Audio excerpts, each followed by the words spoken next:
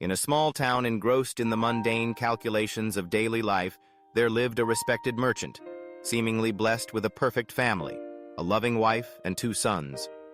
The elder son, Kian, was so quiet he seemed swallowed by the surrounding clamor.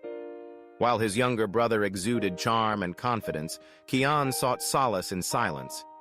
He often sat alone, his eyes fixed on the sky, lost in thoughts too vast for his age.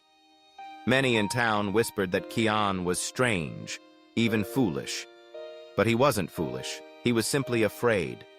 Afraid of being mocked, afraid of saying the wrong thing, afraid of never being enough.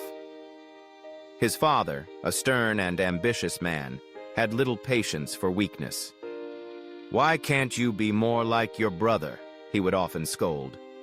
Each word chipped away at Kian's self-worth until one day, the inevitable mistake occurred.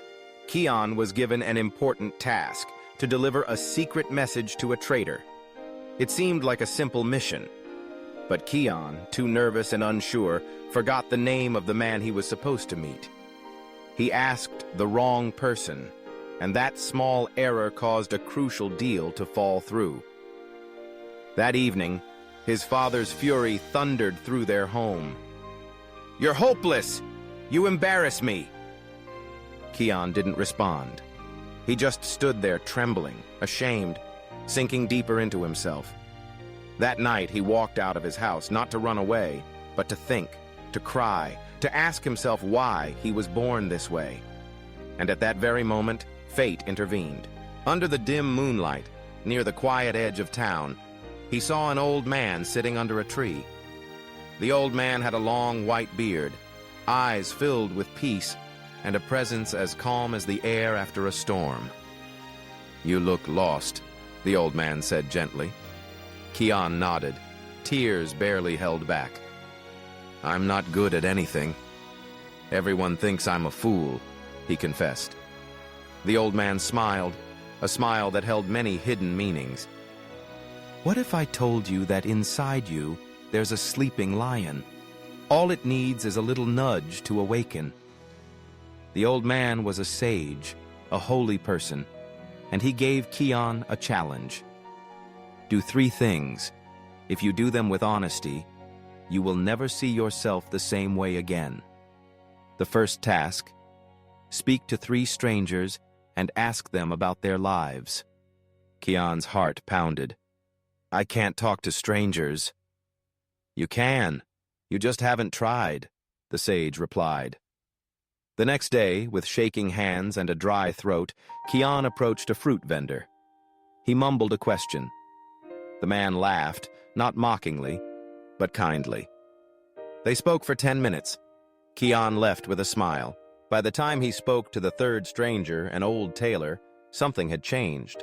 He was still shy, but less afraid. The second task: teach a group of children something. Anything. "What can I teach?" he asked. "Even the smallest flame can light up the dark," the sage answered. So Kian gathered a few street children and taught them how to write their names. He was clumsy. He stammered. One boy giggled. But then they learned. They clapped, and Kian realized he had something to give. The third task: seek forgiveness, not for others, but for your own peace. Kian knew exactly who he had to face: his father. That evening, he stood outside his home, his chest tight, his hands cold. He knocked. His father opened the door, his usual scowl on his face. "I'm sorry," Kian said, "for failing you, but more than that, I'm sorry for never standing up for myself. I don't want to live in fear anymore." A long moment of silence followed. Then the door slammed shut again. No hug, no apology. But Kian didn't.